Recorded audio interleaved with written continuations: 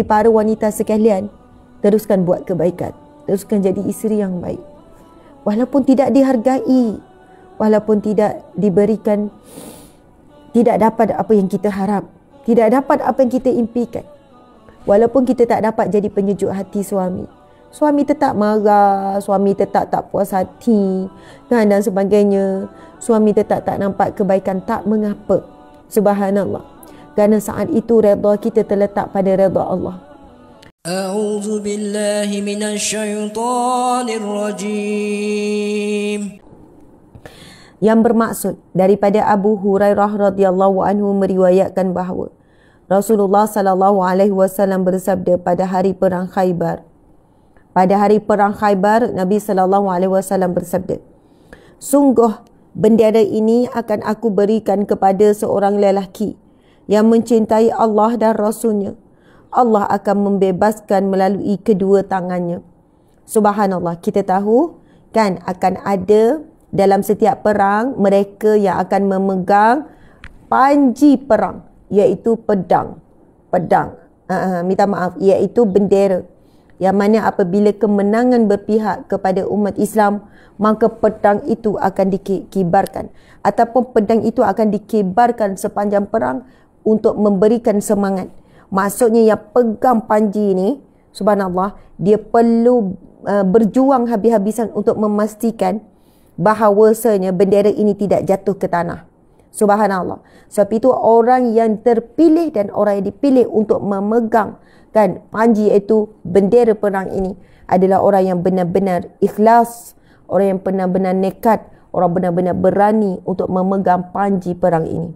Subhanallah. Nabi SAW bersabda, "Sungguh bendera ini akan aku berikan kepada seorang lelaki yang mencintai Allah dan Rasulnya. Allah akan membebaskan melalui kedua tangannya." Maksud Allah akan berikan kemenangan.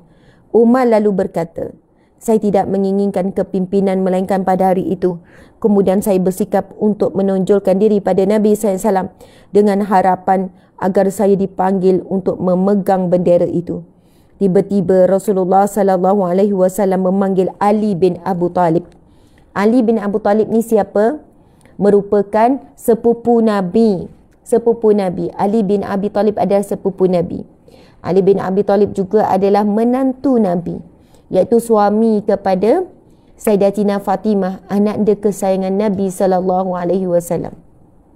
Jadi sahabat-sahabat muslimin muslimat dimati Allah sekalian, Masya Allah, akhirnya sebenarnya Sayyidina Umar, kita tahu seorang yang sangat berani, tangkas. Musuh pun kalau tengok Sayyidina Umar yang pegang bendera, musuh pun gerun, musuh pun tak berani nak dekat. Dan Sayyidina Umar memang mengharapkan Rasulullah memberikan bendera itu kepadanya. Tetapi Sayyidina Umar menyebutkan, tiba-tiba Rasulullah SAW memanggil Ali bin Abu Talib radhiyallahu anhu, lalu beliau memberikan bendera tersebut padanya dan beliau bersabda, "Berjalanlah, jangan menoleh-noleh lagi sehingga Allah memberikan kemenangan melaluimu." Dan Allah berikan kepada Sayyidina Ali radhiyallahu anhu. Dan lalu Nabi bersabda, "Berjalanlah dan jangan kamu menoleh lagi sehinggalah Allah memberi kemenangan melalui dirimu."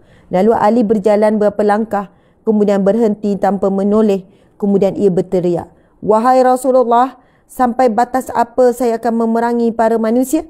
Rasul menjawab, "Perangilah mereka sehingga mereka bersaksi bahawa tiada sembahan yang berhak disembah melainkan Allah dan bahawa Nabi Muhammad adalah utusan Allah. Apabila mereka telah melakukan hal tersebut, maka bererti mereka telah menjaga darah mereka darimu dan harta mereka, melainkan dengan haknya. Sedang hisab mereka itu tergantung kepada Allah Subhanahu wa taala." Hadis riwayat Muslim. Muslimin muslimat dimati Allah sekalian, Masya Allah. Setelah Nabi memilih dan menyerahkan bendera itu kepada Sayyidina Ali, Nabi berkata, "Wahai Ali, berjalanlah kamu dan jangan kamu menoleh lagi sehingga Allah berikan kemenangan kepada melaluimu." Subhanallah. Lalu Sayyidina Ali berjalan tanpa menoleh. Sayyidina Umar nampak keadaan Sayyidina Ali ni. Sayyidina Umar cerita ni. Lalu Sayyidina Ali berjalan tanpa menoleh. Kemudian ia berteriak. Maksudnya dia berteriak. Dia bertanya kepada Rasulullah, "Ya Rasulullah, sampai batas apa saya akan memerangi para manusia? Turun ke perang." Sahabat-sahabat muslimat, kita kena faham perang yang berlaku di zaman Rasulullah Kan semuanya adalah kerana mempertahankan diri. Perang dicetuskan oleh para musuh dan dimulakan oleh para musuh. Mereka datang dan berhimpun dan bergabung dengan gabungan yang besar.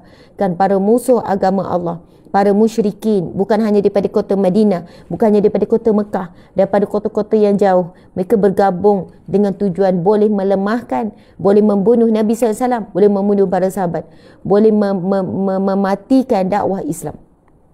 Jadi ketika perang Khaybar ini Nabi perintahkan, kan, Saidina Ali radhiyallahu anhu. Saidina Ali pun tanya, sampai batas apa aku memerangi mereka ini ya Rasulullah? Kemudian Rasulullah pun menjawab, sehingga, kan, mereka menyebutkan bersaksi bahawa tiada sembahan melainkan Allah, la ilaha illallah Muhammadur Rasulullah, dan Nabi Muhammad itu adalah utusan ataupun pesuruh Allah Subhanahu wa taala. Jadi muslimin muslimat, maksudnya sekiranya bila turun, kan, bila perang, bila time nak membunuh musuh Allah, kalau mereka mengucap la ilaha illallah Muhammadur Rasulullah, maksudnya tak boleh bunuh. Sama ada mereka itu mengucapkan kalimah itu kerana takut dibunuh oleh Sayyidina Ali ataupun takut dibunuh oleh tentera-tentera Islam yang lain. Kan? Maksudnya Nabi kata, kalaulah mereka mengucap, kan, tiba-tiba bila tahap pedang tu dah nak di leher ataupun dah nak ditusuk, dia pun ucap la ilaha illallah Muhammadur Rasulullah, maksudnya Nabi kata sehingga batas itu kamu tidak boleh membunuh, dan sedang hisab mereka itu tergantung pada Allah. Allah yang maha menghisap perbuatan dan perkataan mereka itu. Sebab ramai sebenarnya munafik di zaman Rasulullah, mereka ucap la ilaha illallah sebab mereka takut dibunuh, tetapi sebenarnya hati mereka tidak beriman kepada Allah. Hati mereka mempunyai perancangan yang begitu jahat. Kan, itulah para munafik yang berlaku di zaman Rasulullah. Muslimin muslimat, kita tahu antara munafik yang begitu banyak menyalahkan diri mereka, iaitu ketika peristiwa hadisul ifki, kan, peristiwa fitnah terhadap ibunda kita, isteri yang Nabi sangat cintai, iaitu Sayyidatina Aisyah radhiyallahu anha. Aisyah di fitnah melakukan hubungan keji, kan, di fitnah melakukan maksiat, kan, melakukan hubungan terlarang, zina dengan seorang sahabat Nabi ahli Badar, seorang sahabat Nabi yang beriman yang soleh yang bernama Safwan. Itu bukan tuduhan yang biasa, tuduhan yang sangat berat, dan disusuli ibunda kita itu Nabi SAW tak bertemu selama beberapa dikatakan lebih kurang sebulan ke 2 bulan macam tu. InsyaAllah besok kita akan ceritakan tentang peristiwa fitnah yang berat yang dia telah diapi-apikan, yang telah dicetuskan oleh para munafik, kan, orang-orang munafik yang hidup di sekeliling umat Islam. Mereka ni zahirnya nampak solat, zahirnya menyatakan beriman kepada Allah dan Rasulullah, tetapi sebenarnya mereka mempunyai perencana menjadikan kerosakan itu daripada dalaman. Allahu Akbar, Allahu Akbar, Allahu Akbar. Muslimin muslimat dimati Allah sekalian, sekarang kita nak masuk bab yang ke-11, iaitu bab bersungguh-sungguh, iaitu mujahadah. Alhamdulillah kita dah habis dah bab yang ke-10. InsyaAllah ada lebih kurang 10 minit kita nak masuk bab yang ke-11, iaitu tajuk apa? Boleh tuliskan tajuk bab mujahadah. InsyaAllah nanti kita akan beri lagi semangat kepada para wanita sekalian. Boleh tulis tajuk yang ke-11 adalah tajuk mujahadah, iaitu tajuk daripada perkataan jahadah, iaitu bersungguh, dan daripada terbitan ini jugalah perkataan jihad, kan, jihad, jahadah, mujahadah, itu semua daripada root word yang sama, daripada kata akar yang sama, jahadah, iaitu bersungguh, kan. Jihad maksudnya melakukan sesuatu dengan bersungguh-sungguh di jalan Allah. Mujahadah juga bersungguh-sungguh. Mujahadah maksud orang yang bersungguh-sungguh. Okey, kita baca firman Allah Subhanahu wa taala. A'udzubillahi minasyaitonirrajim. Walladzina jahadu fina lanahdiyannahum subulana wa innallaha lama'al muhsinin. Sadaqallahul azim. Allah berfirman, dan orang-orang yang berjihad untuk mencari keredaan kami, walazina jahadu fina, dan orang-orang yang berjihad untuk mencari keredaan kami, kami akan tunjukkan kepada mereka jalan-jalan kami. Lanahdiyannahum subulana, kami akan tunjukkan kepada mereka jalan-jalan kami. Wa innallaha lama'al muhsinin, dan sesungguhnya Allah berserta orang-orang yang berbuat kebaikan. Al-Ankabut ayat 69. Surah Al-Ankabut ayat ke-69. Sahabat-sahabat muslimin muslimat dimati Allah sekalian, ayat ini sangat ada kaitan, sangat berkaitan dengan apa yang kita sebutkan tadi. Ini adalah satu khabar gembira kepada kita. Dengarkanlah muslimin muslimat. Bukan sepanjang malam. Dengarkanlah sepanjang malamku berdoa. Bukan dengarkanlah tu ya. Subhanallah. Ini dengarkanlah. Bila sebut dengarkanlah je, terbayang lagu tu kan. Dengarkanlah sepanjang malamku berdoa. Lagi sambungan dia apa? Subhanallah. Tapi saya nak sebut ni, Masya Allah, dengarkanlah firman Allah ini sebagai satu bentuk pujukan kepada hati kita sekarang. Apa dia? Allah berfirman, A'udzubillahi minasyaitanirrajim. Walladzina jahadu fina lanahdiyannahum subulana wa innallaha lama'al muhsinin. Sadaqallahul azim. Yang bermaksud, dan orang-orang yang berjihad, orang yang berjuang untuk mencari redha kami, orang yang berjuang untuk mencari redha kami, kami akan tunjukkan kepada mereka jalan-jalan kami. Dan sungguh Allah berserta orang-orang yang membuat kebaikan. Allah berserta orang-orang yang membuat kebaikan. Mujahadah merupakan wazan mufa'alah dari akar kata al-jahdu, kerana manusia memerangi hawa nafsunya dengan mengarahkan nafsunya pada hal-hal yang bermanfaat, sedangkan nafsunya memeranginya dengan menuju pada kebalikan ataupun perkara yang bertentangan. Sebagian ulama berkata, memerangi nafsu merupakan jihad terbesar, sedangkan memerangi musuh merupakan jihad kecil. Muslimin muslimat, alim ulama menyebutkan jihad terbesar kita ataupun perjuangan terbesar kita adalah perjuangan memerangi hawa nafsu kita. Nafsu kita suka apa? Kita malas, kita jadi lemah semangat, kita jadi putus asa. Nafsu suruh kita ikut hawa nafsu amarah. Nafsu kita suruh kita ikut hawa nafsu dendam. Nafsu kita suruh, nafsu kita semua. Nafsu kita memang menyuruh kepada sesuatu yang bertentangan dengan kebaikan. Subhanallah, itulah sebenarnya antara mujahadah ataupun jihad kita. Yang mana Allah berfirman, mereka yang berjihad kan untuk mencari redha Allah, mereka yang berjihad untuk memerangi hawa nafsunya, berjihad untuk berperang dan memerangi bisikan-bisikan syaitan, berjihad untuk memerangi bisikan ataupun kata-kata manusia yang melemahkan kita, muslimin muslimat dimati Allah sekalian. Mujahadah, berperang kan, berjuang muslimin muslimat. Allahu akbar, Allahu akbar, Allahu akbar. Muslimin muslimat, ada satu hadis Nabi SAW, Nabi bersabda, ia merupakan hadis yang sahih. Ni saya nak sebut kepada wanita ni kan, bagi lelaki dia ada kaedah dan caranya untuk dapat redha Allah. Dia perlu jadi suami yang bertanggungjawab, suami yang peka dengan keperluan-keperluan keluarga. Peka keperluan keluarga ni bukan keperluan zahir saja, bukan keperluan dari sudut fizikal, keperluan rohani keluarga, keperluan emosi keluarga, keperluan mental keluarga. Ini tanggungjawab suami ni. Tapi saya nak sebut pasal isteri. Ini daripada satu hadis Nabi SAW. Nabi bersabda, sesungguhnya para wanita, kan, ni sebagai wanita, jangan sedih pula yang belum ada suami. Kan Ustazah ni cakap pasal yang ada suami, saya belum kahwin. Sedihlah Ustazah, saya bukan masuk dalam golongan yang nak disebut dalam hadis tu. Doalah, doa sungguh-sungguh. Buat solat hajat, doa. Kan, nak berkahwin, nak ada suami, nak berbakti pada suami, nak dapat pahala daripada melalui jalan suami. Subhanallah, muslimin muslimat dimati Allah sekalian, Masya Allah. Saya bacakan dulu hadis ni. Ada umur 50 Ustazah, saya belum kahwin, nampak gaya tak ada harapan. Umur 60 dah saya ni Ustazah, saya dah redha dah Ustazah. InsyaAllah Allah akan berikan suami yang saleh di syurga, saya kata. Jadi muslimin muslimat, kalau tak dapat melalui jalan suami, insyaAllah kita jadikanlah hadis ini motivasi melalui jalan yang lain. Kan, jalan dengan ibu bapa ataupun yang lain-lain. Okey, dengar ni. Nabi SAW bersabda, sesungguhnya wanita, ini mafhum daripada hadis, sebab saya bimbang takut tersilap susunan ayat. Nabi SAW bersabda, sesungguhnya barang siapa, iaitu seorang wanita yang menggembirakan hati suaminya, maksudnya dia adalah seorang isteri, yang mana apabila hadis Nabi ni begini, sesungguhnya bagi seorang wanita yang apabila suami memandangnya lalu suaminya gembira, menyejukkan hati suaminya. Maksudnya dia adalah isteri yang menyejukkan hati suami, yang menggembirakan hati suami. Maka dan dia mendapat redha suaminya, maka Nabi kata maka syurgalah baginya.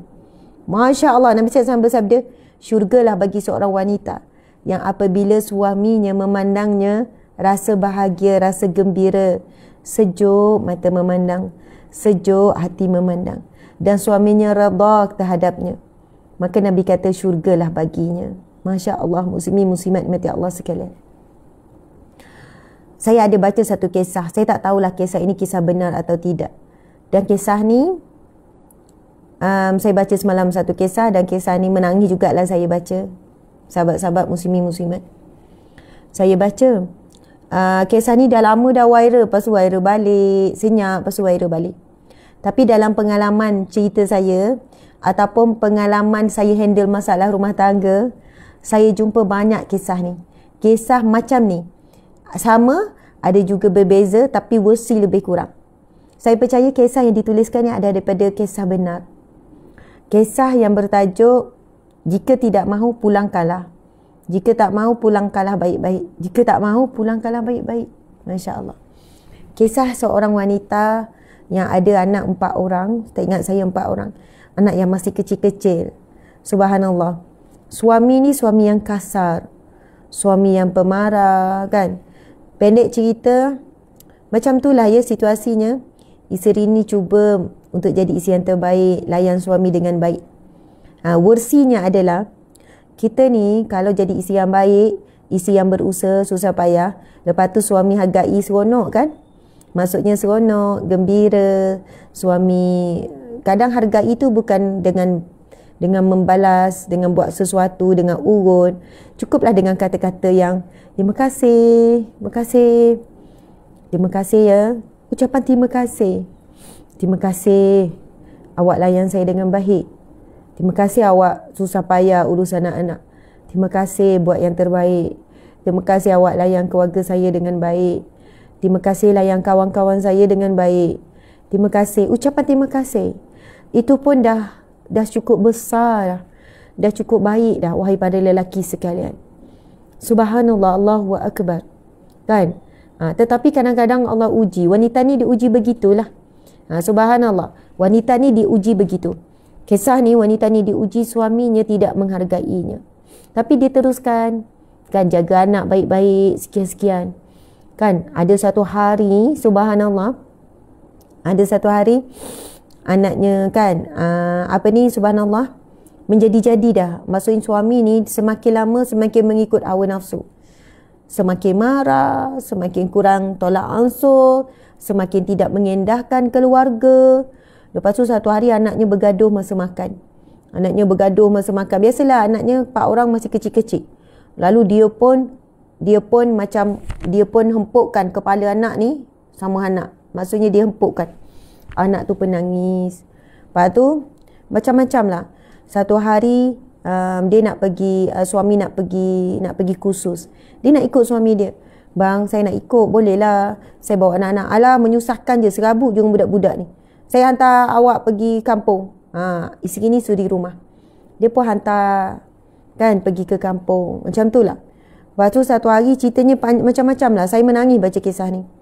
Lepas tu satu hari, entah macam mana, anak ni buat bising, anak ni buat perangai rumah sepas-sepas. Sebelum tu dah banyak dah perkataan-perkataan yang keras keluar daripada mulut suami. Banyak dah perkataan-perkataan yang kasar. Suami ni tinggikan suara, suami ni marah-marah, suami ni sebut perkataan yang tak baik pada anak-anak, isteri ni makan hati. Sampailah satu hari, Masya Allah, kan, waktu pagi tengah makan, lepas tu sekian-sekian, suami isteri ni dah masak apa semua. Tengah makan, apa yang berlaku saya tak ingat dah apa yang berlaku. Lepas tu suami ni cakap, kamu semua ni menyusahkan hidup aku je. Lebih baik kau ni tak ada. Lebih baik kau semua ni tak ada daripada ada buat serabut je. Lepas tu isteri ni bila dengar suami cakap macam tu, isteri ni pun bawa anak-anak masuk dalam kereta nak hantar anak-anak ke sekolah. anak ni tak sempat menyentuh makanan yang disediakan oleh si isteri.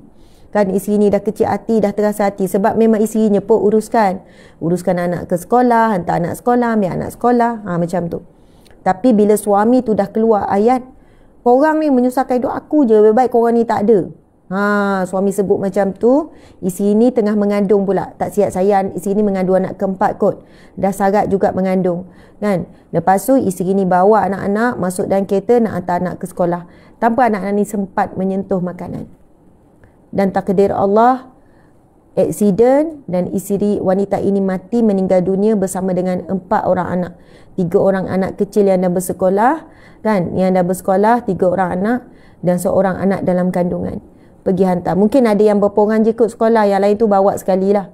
Jadi isterinya dengan 4 orang anak termasuk dalam kandungan meninggal dunia. Subhanallah, muslimin muslimat. Sejak daripada tu si suami menyesali apa yang dilakukan, tetapi penyesalannya tidak boleh mengubah apa yang telah berlaku. Dia hidup dalam penyesalan. Muslimin muslimat, saya jumpa ramai orang yang begini, yang hidup dalam penyesalan. Dulu saya kerja perundikan rumah tangga, ramai lelaki kan datang dengan menyesali. Saya menyesal Ustazah, sekarang saya nak buat apa yang sepatutnya saya buat. Saya nak beri bahagia, tapi isteri saya dah meninggal dunia. Saya nak beri penghargaan, tapi isteri saya dah tak ada. Saya nak panggil dia dengan panggilan yang dia suka, tapi isteri saya dah tak ada. Subhanallah, muslimin muslimat. Itu yang saya nak sebut. Tajuk kita ni bab mujahadah jihad. Kan? Mujahadah kita melawan hawa nafsu kita. Hawa nafsu ni nak suruh kita buat apa yang kita nak buat. Apa yang kita fikir. Apa yang kita rasa. Ikut. Padahalnya hati kita, hati nurani kita ni ada berbisik. Bisik suruh buat baik. Bisik suruh maafkan, bisik suruh berlembut. Bisik suruh jadi penyayang dan sebagainya. Saya cakap pada diri saya ni, hati kita ni bisik suruh buat begini-begini. Tetapi kadang-kadang dendam, amarah, geram, benci dan semuanya itu telah menjadikan hati kita keras. Kan? Susah kita nak maafkan. Kita simpan. Kan? Ada orang kata, Ustazah, saya boleh maafkan semua orang kecuali seorang ni saya tak boleh maaf sebab apa yang dia buat teruk sangat. Saya kata maafkanlah. Maafkan bukan untuk orang tu, tapi untuk diri sendiri. Sebab melalui jalan kita memberi maaf, pahala sangat besar. Pahala kita beri maaf itu pahala sangat besar. Jadi para wanita sekalian, teruskan buat kebaikan. Teruskan jadi isteri yang baik. Walaupun tidak dihargai, walaupun tidak diberikan, tidak dapat apa yang kita harap, tidak dapat apa yang kita impikan, walaupun kita tak dapat jadi penyejuk hati suami, suami tetap marah, suami tetap tak puas hati, kan, dan sebagainya, suami tetap tak nampak kebaikan, tak mengapa. Subhanallah, kerana saat itu redha kita terletak pada redha Allah. Lagi besar kan ujian yang kita lalui, lagi besar redha Allah terhadap kita. Sebab masa tu beralih dah sepenuhnya redha Allah Subhanahu wa taala. Subhanallah, muslimin muslimat. Apa kita tidak dapat di dunia, kita akan dapat di akhirat. Apa kita tidak dapat di dunia, kita akan dapat di syurga. Subhanallah, maka mana yang lebih besar, mana yang lebih agung, mana yang lebih utama, sudah tentu syurga Allah. Sudah tentu di sana. Kerana setiap pemberian di sana adalah kekal abadi selama-lamanya. Sahabat-sahabat muslimin muslimat yang dirahmati Allah sekalian, Masya Allah, Masya Allah. Subhanallah, Allahu Akbar. Jadikanlah firman Allah yang baru kita bacakan dalam tajuk yang baru bab bersungguh-sungguh mujahadah.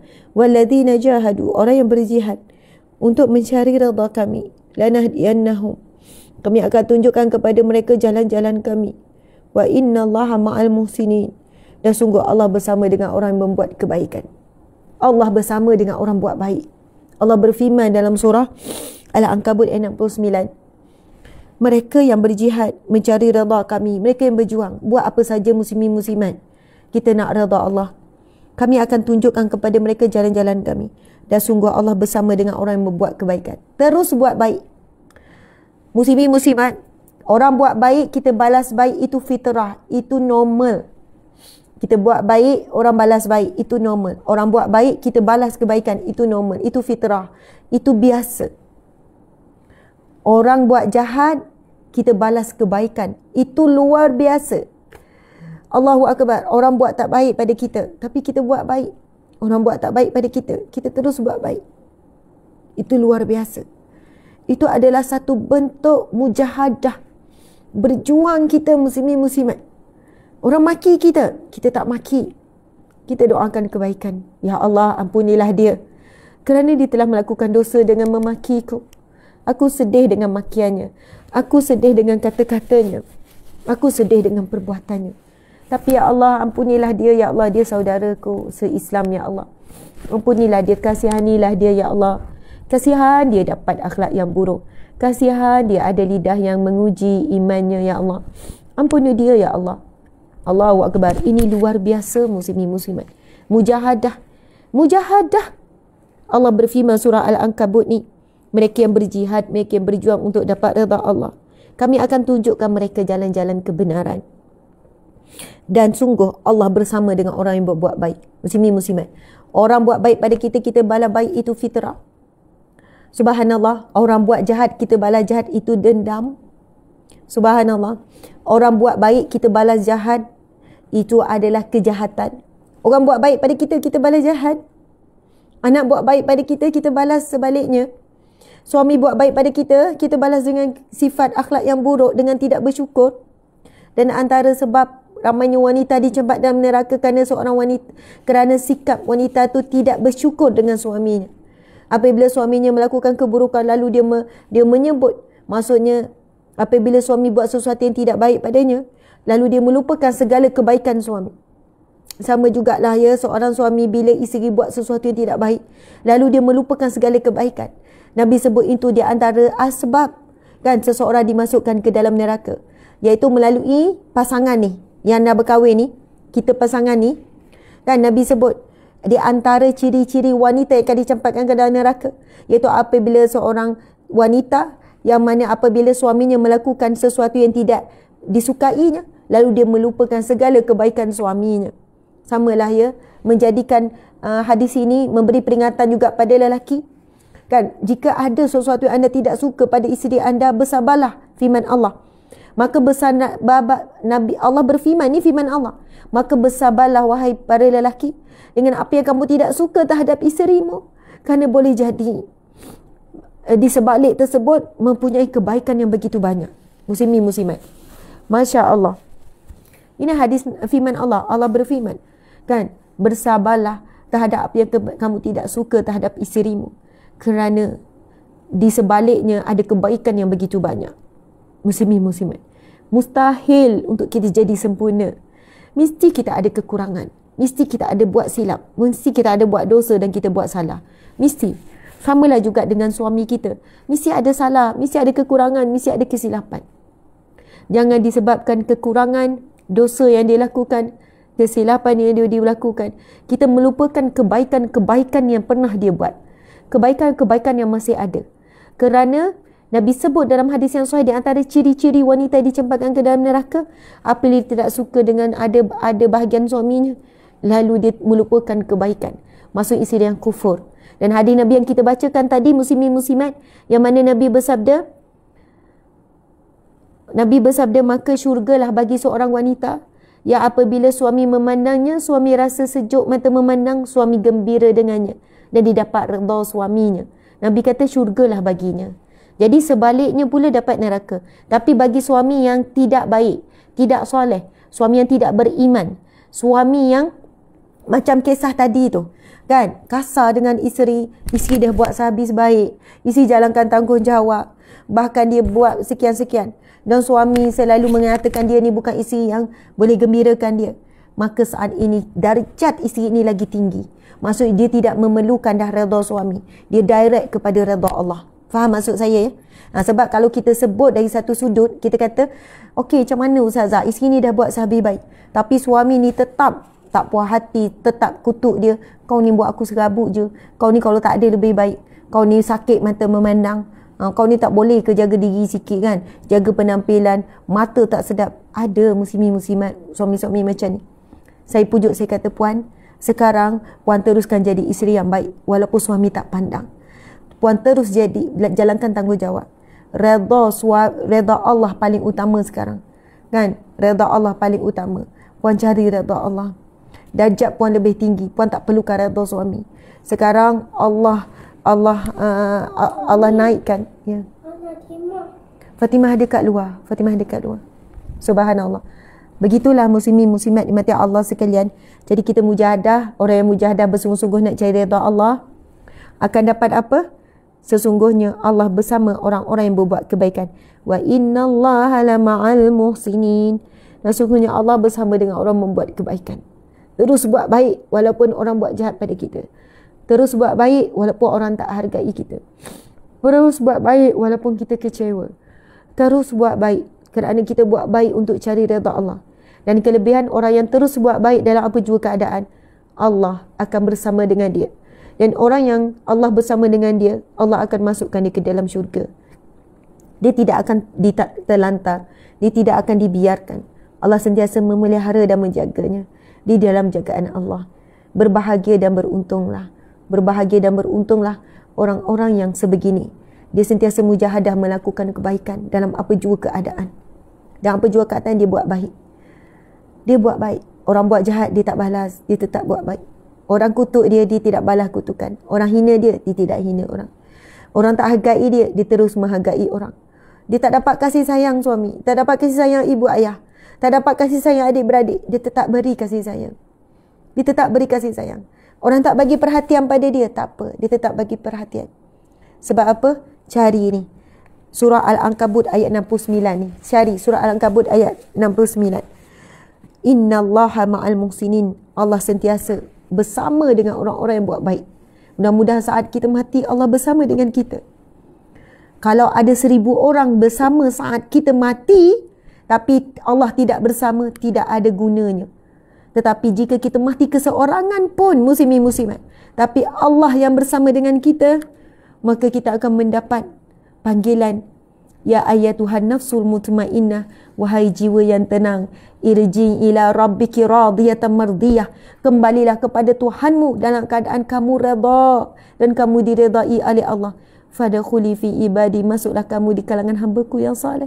Wadkhuli jannati, masuklah kamu ke dalam syurga-Ku. Sahabat-sahabat muslimin muslimat, hidup kita kalau ada 1000 orang bersama dengan kita tapi Allah tidak bersama, hidup kita tidak ada maknanya. Hidup kita tidak ada hakikat bahagia yang sebenar. Tapi kalau kita tidak ada orang bersama dengan kita, kita rasa hidup kita malang, tak ada orang sayang kita, tak ada hargai kita, kita macam ada banyak kekurangan, muslimin muslimat. Anak pun tak sayang kita contohnya. Dan apa sajalah saya bagi gambaran ni umum ya muslimin muslimat. Tapi jika Allah ada bersama dengan kita, kita tetap buat baik pada semua orang. Muslimin muslimat, buat baik apabila orang buat baik pada kita mudah, tak teruji.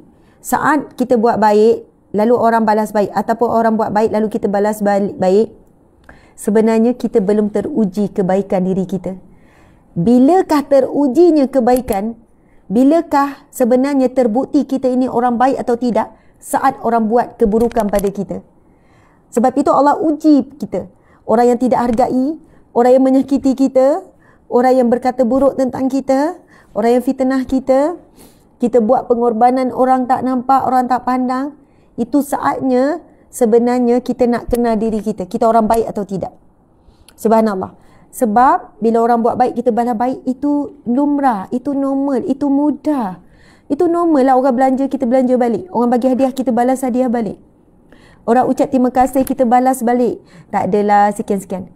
Tetapi yang paling payah muslimin muslimat, yang menguji benarkah kita ni orang baik atau tidak, bila Allah uji, kita datangkan manusia-manusia yang tidak dijangka ni. Kan manusia kita harap begini tapi sebaliknya. Tapi kita tetap jadi orang baik.